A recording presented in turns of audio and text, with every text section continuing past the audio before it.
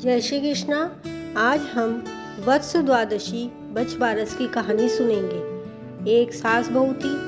सास खेतों पर जाते समय बहू को कह गई थी कि बहू गेहूला जौला कूट काट कर रांध लेना। सास तो गेहूं जौ के लिए कहकर गई थी, किंतु बहू ने गलत समझ लिया। उसने गाय के बछड़े का नाम गेहूला और जौला था, उसे काट कूट कर चढ़ा दिया।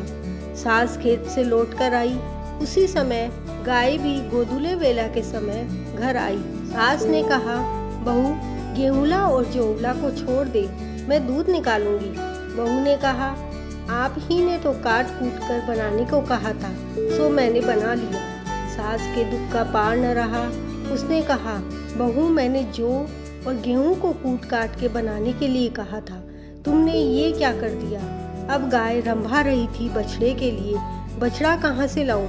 अब तो दोनों सास बहू भगवान से और बछबारस माता से मन ही मन विनती करने लगी। उसी समय हांडी फूटकर उसमें से बछड़ा निकला। गले में हांडी का घेरा पड़ा था। दौड़ा दौड़ा जाकर गाय के थनों में लग गया। तब सास ने पूरे गांव में कहलवा दिया कि बछबारस के दिन कोई भी गेहूं और जौ न खाए, काटा कूटा भी न खाए और गाय का घी, दूध व दही काम में न ले। हे बछबारस माता, जैसे सास बहू की लाज रखी वैसे सभी की रखना। जय हो बछबारस माता की जय। इसके बाद तालाब की कहानी अवश्य सुने।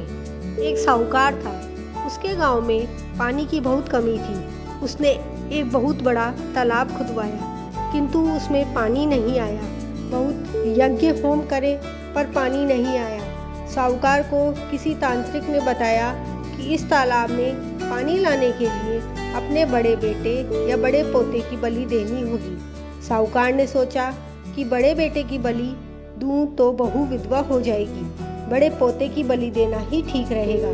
पर बहू तो अपने बेटे की बलि कैसे देने देगी। सो साहूकार ने बहू को पियर भेज दिया और पोते को अपने पास रख लिया और उसके पीछे से पोते की बलि दे दी। बलि देते ही तालाब पानी से भर गया। सारा गांव तालाब की पूजा करने आया, किंतु साहूकार ने इस भय के कारण बहू को नहीं बुलवाया कि यदि बहू बच्चे के विषय में पूछेगी तो मैं क्या कहूँगा।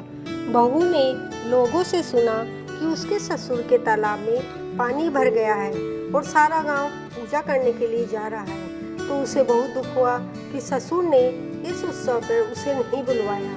बहू फिर भी पहन ओढ़कर पूजा करने चली गई।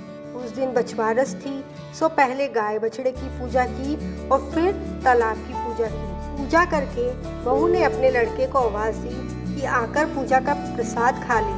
सास ससुर मन ही मन भगवान से प्रार्थना करने लगे, हे भगवान, लोगों की भलाई के लिए मैंने पोते की बलि तो चढ़ा दी, अब बहू को कैसे बताऊं, उसका बेटा मैंने बलि चढ़ा दिया। तुम ही मेरी लाज रखना।